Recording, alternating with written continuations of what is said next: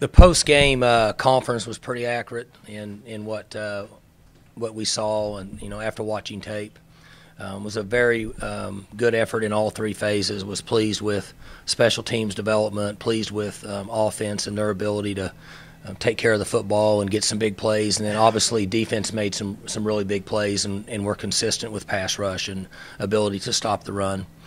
So it was a great win for us. Players enjoyed it, and back to work last night with practice and day off today, and looking forward to conference play and Tech. Looks to be the same Tech that's been around forever. They're throwing it around. They've got a young quarterback that's come along. Really good player. This league will be disappointed to see him for the next 3 or 4 years or however long it may be. Seems like he gets it and understands their system. They're moving the ball and scoring lots of points. So we'll need a great week of practice, and hopefully we can be as successful this Saturday as we were a couple days ago. Mike, you mentioned Saturday that your ball club had to come back focused and ready to get the process started again on Sunday. Did they? I think so. We had a good workout last night, even though it was light. We don't do a lot, but their frame of mind seemed to be really good. I see a chemistry that's being created amongst the leaders. The younger players are following. So that's always a concern of our staff and myself, is that we have continuity and create some chemistry each year. Their identity, who they are for this year.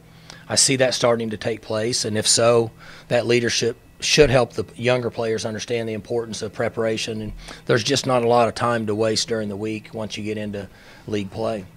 Mike, in so many ways, you've talked about Taylor. Even though he's an older guy and he's been around, you've talked about be patient. He'll be good on the field. He'll get better. Is there one area, though, maybe leadership and familiarity, where he gives you a total head start as far as a leader in that position? Well, he's very mature. He's older, been around a long time. He's got a great demeanor for a quarterback. He's confident in himself. He's unselfish. At this point, he's showing us that he's tough, that he can take a hit, which is very important in playing quarterback at this level. Doesn't get rattled a lot, so we like what we see. He's a month ago I said he was on the tee box and on the driving range, and we don't know what he'd do on the tee box on number one, and he's done pretty good on the first 2 or 3 holes. So he's getting into the different part of the course now, and hopefully he'll continue to play well. And I think he's developing into being a pretty good college quarterback.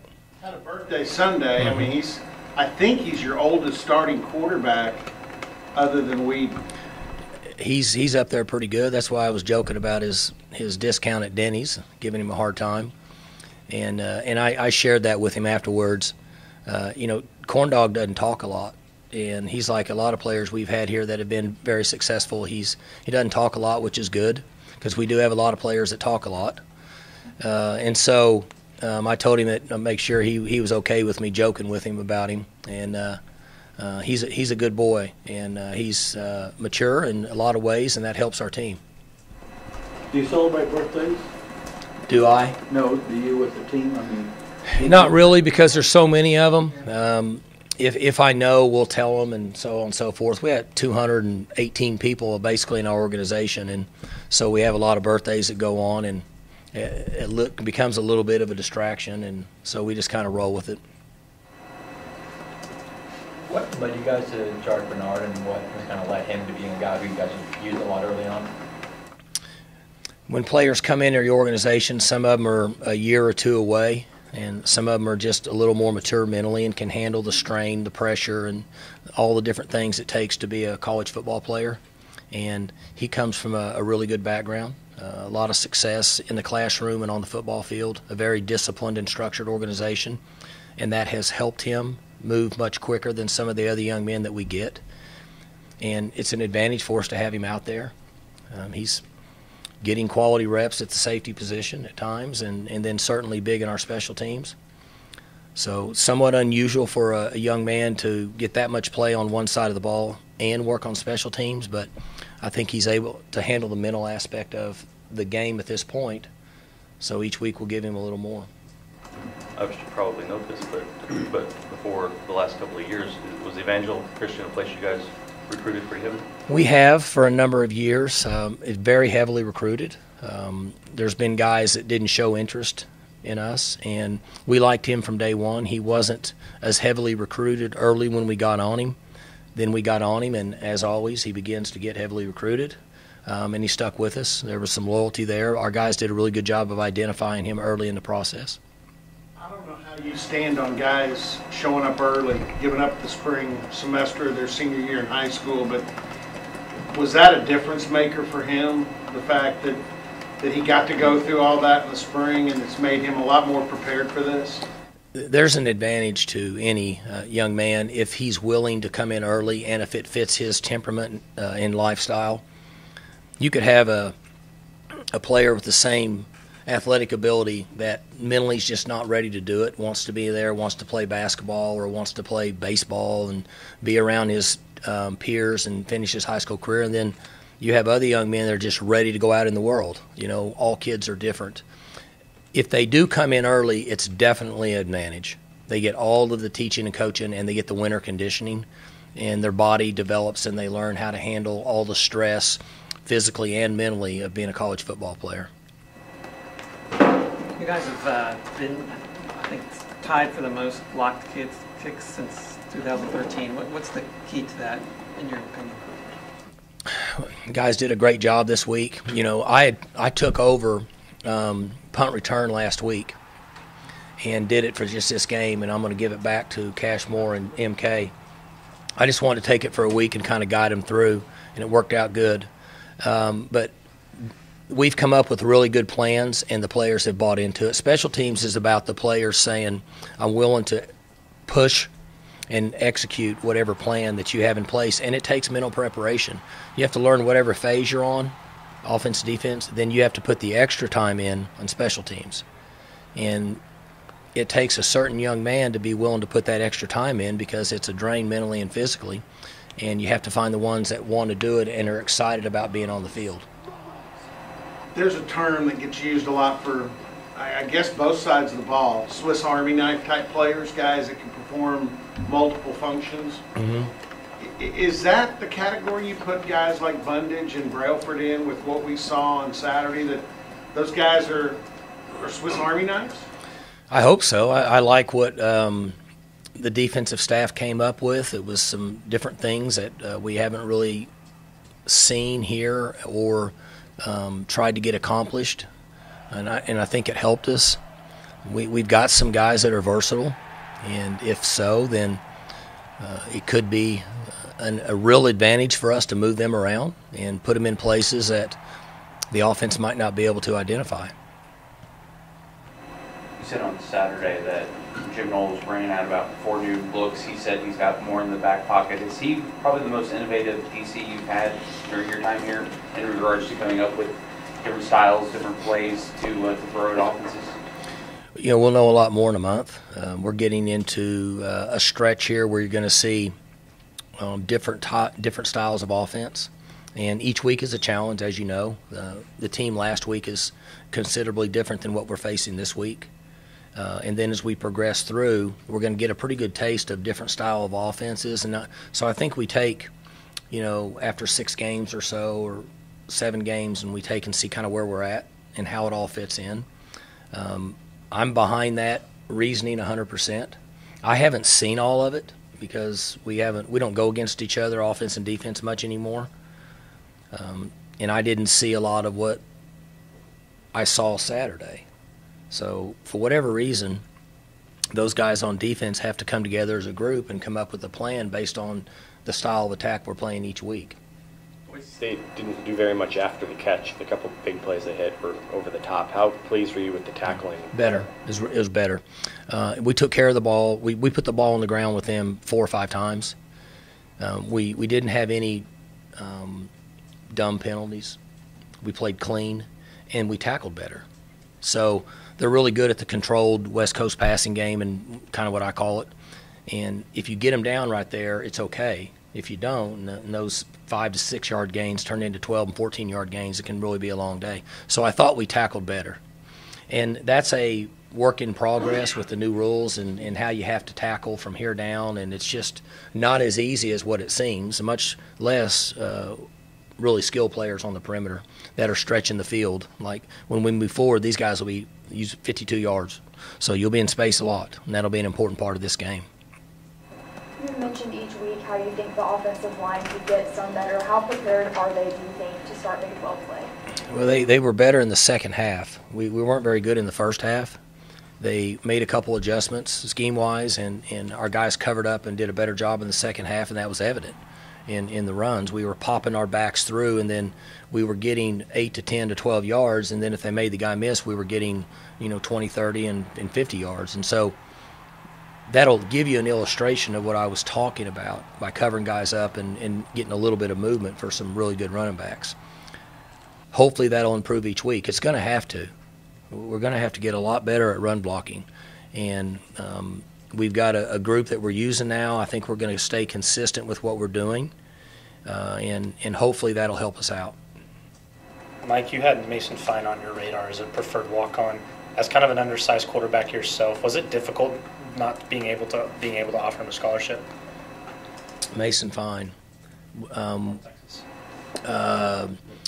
We had somebody committed. I don't remember who it was.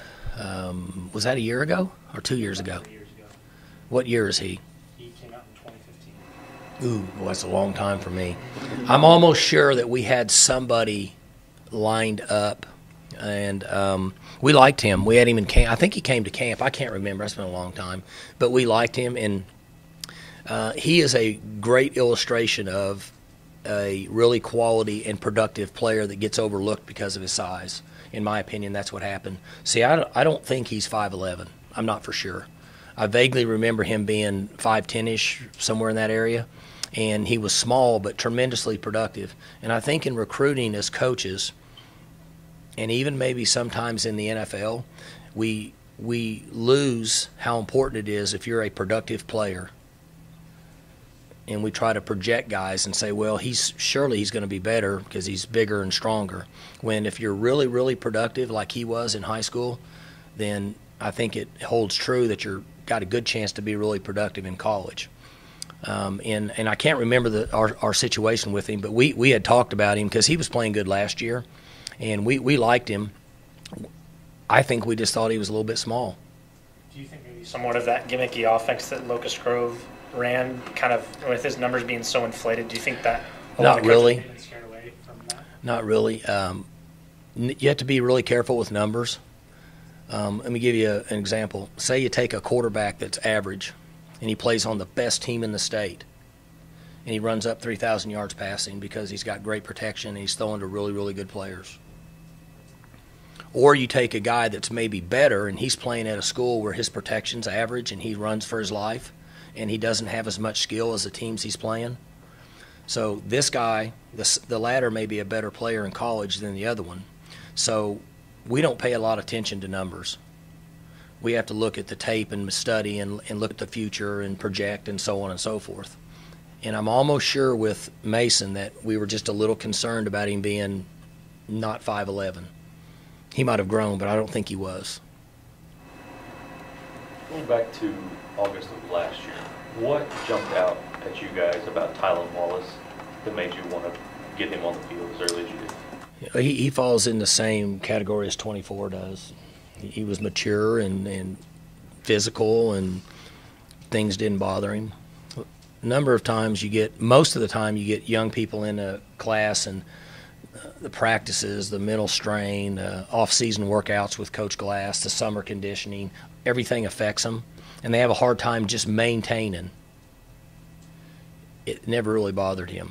And sometimes it's rare, but you get a young man like that just kind of continues on, and if they stay healthy, like he did, they can help you as a young player. Otherwise, they get set back. You get into the season. There's not enough preparation time. So, like, we've played 3 games, so we have 9 more in the regular season, right? I think a lot of times the public loses perspective on we have 18 more real football practices.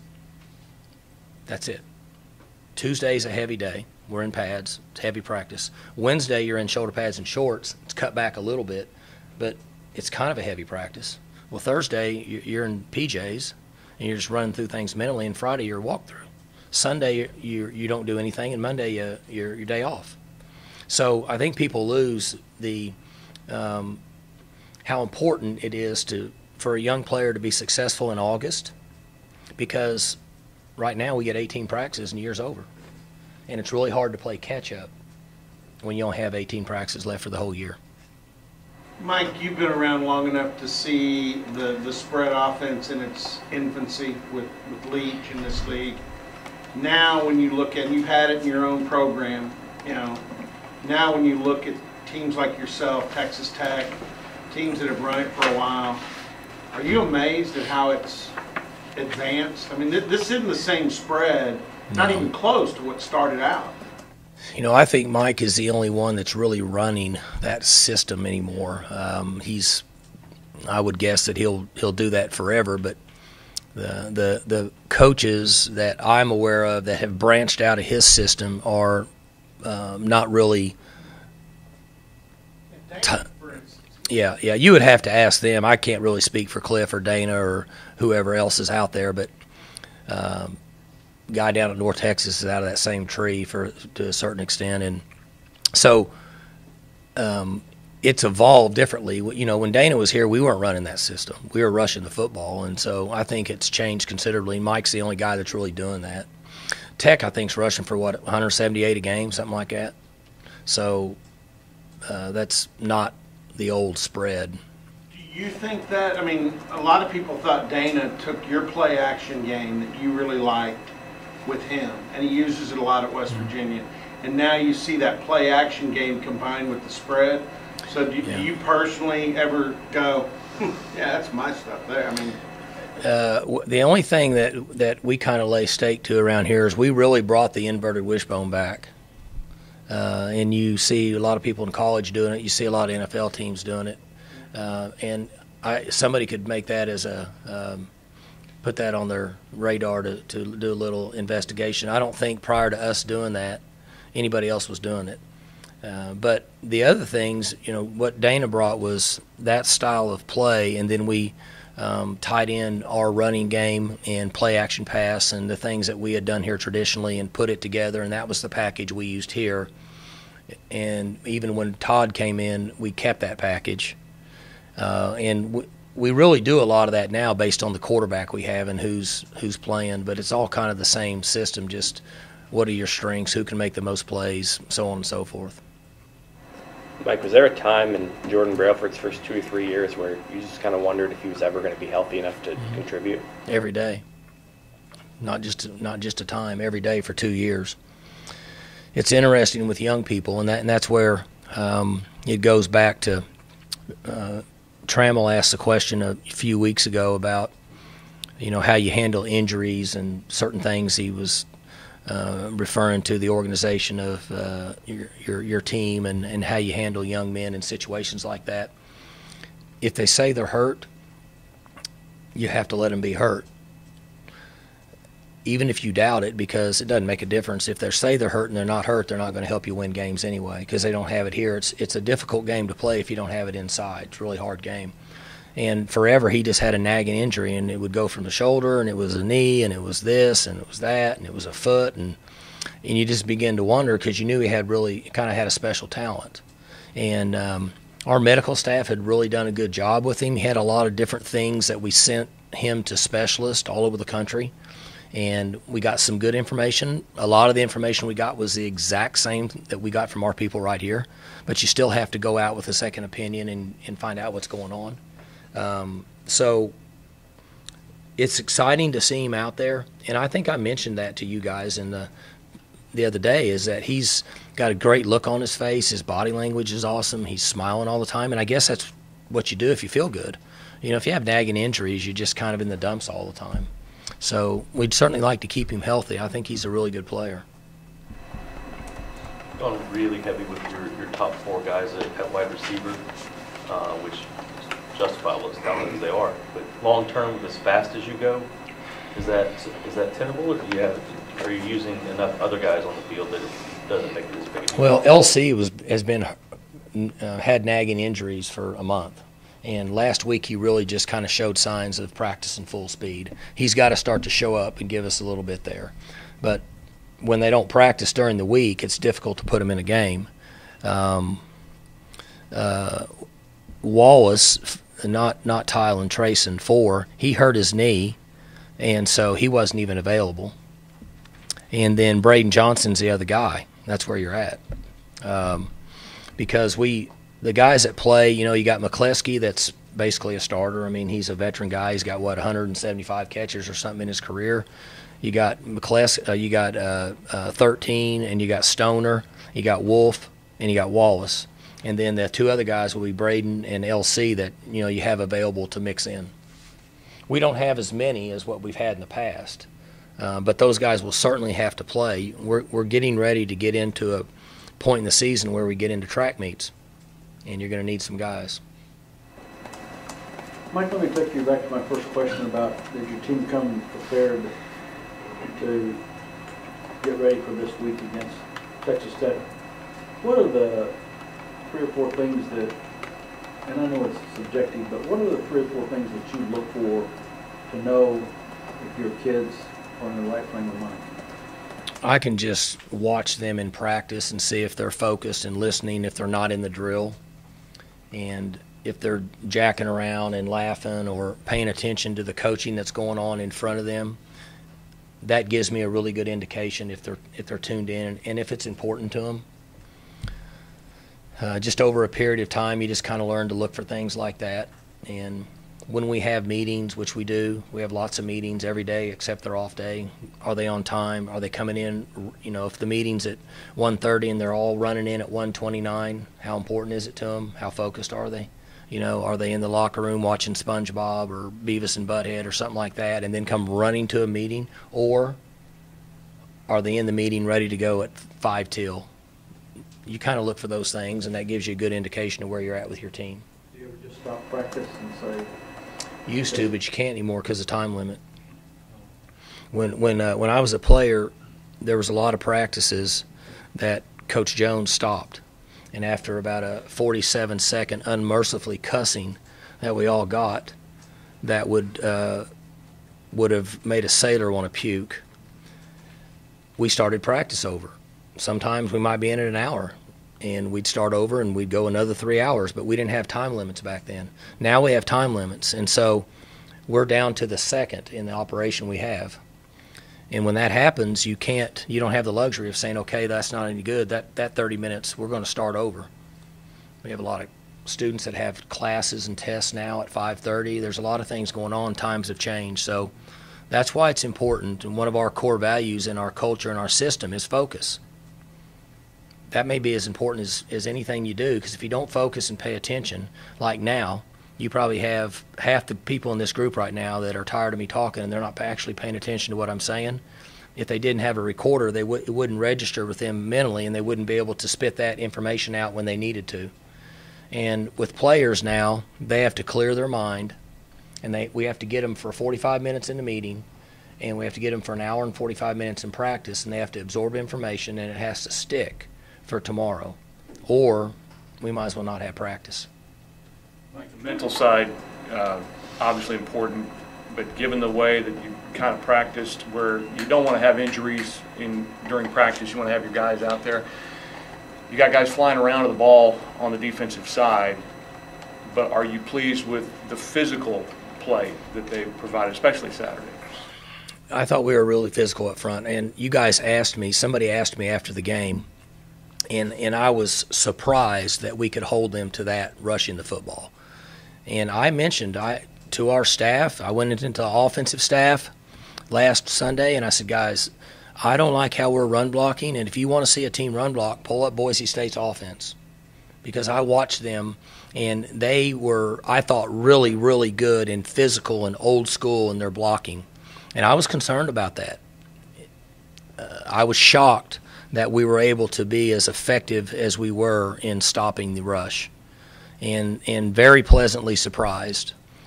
So hopefully we can continue with that. each week it's different. This team, as I mentioned a second ago, they're going to be spread out. It's a different type of rushing attack. So what you're saying is right. We were physical and we tackled really well. With Drew Brown transferring in for this year, and then so far Taylor Cornelius having the starting quarterback role, what is Drew Brown's role? Like, what does it look like in practice? Is he still just kind of fitting into the system, or how's it going? He is the backup quarterback, and he is getting those reps. That's been going on for a number of weeks, and every day he gets better and gets a little more adjusted to our system. And we've been fortunate that we've been able to keep Taylor healthy, and like we had to run him too much this week, and that's not something we want to do. But based on what happened, it was there, so we used it. But that's not the direction we're wanting to go with him. And we were nervous about that. I was concerned about that. Just behind him, we just don't have a lot of experience. You've got Woodty, but he doesn't have any playing experience. And then you have the two other guys that are learning the system. But as of now, he is our backup quarterback. Speaking of running Cornelius a little bit more, that was basically the first time in 5 years that he's gotten hit that many times. Mm-hmm. How did he look yesterday? Was he slowed at all? I mean, did he seem fine? He was good, but I mean that's not what we're not going to do that. I mean it's not what we do.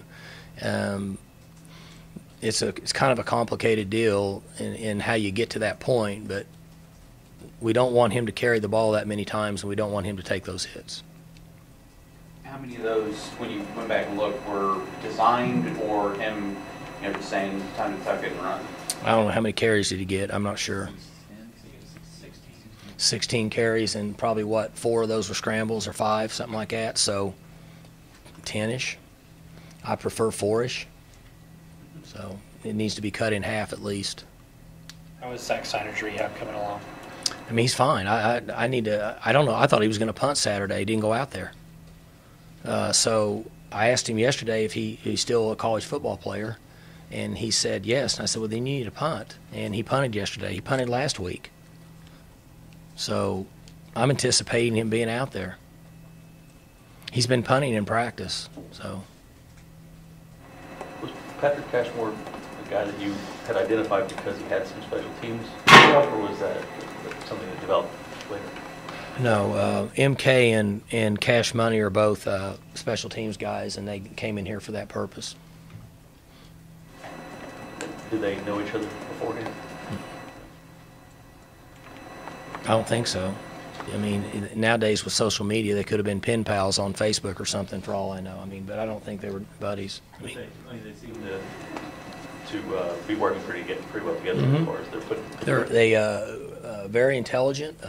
MK is a little more mature and been doing it longer, and Cash Money is a little younger, but they both have a good demeanor, and they have a difficult job, as I said. Yursich has a difficult job because of me, and they have a difficult job because of me, because I like to think I'm a special teams coach. Like this week, I was a special teams coach, but I gave it back to them. And so they have to listen to all the dumb ideas I have and politely say, Coach, I don't think that'll work. And they do a good job of that. How do their roles differ from each other? It's basically the same. They work together. I mean, it's the same. MK is a former long snapper at Alabama. What is it like bringing experience from a school that's so dominant in football here at OSU? A lot of times when I have the opportunity to hire a coach, I try to find one that fits the qualifications of what we're looking for, and then will be solid in our culture, but then also come from an organization where they've worked for somebody that can give me input on making myself and our culture and team better. And so I've been lucky enough to bring guys in that have worked for coaches that have been tremendously successful, and so I try to use that to our advantage.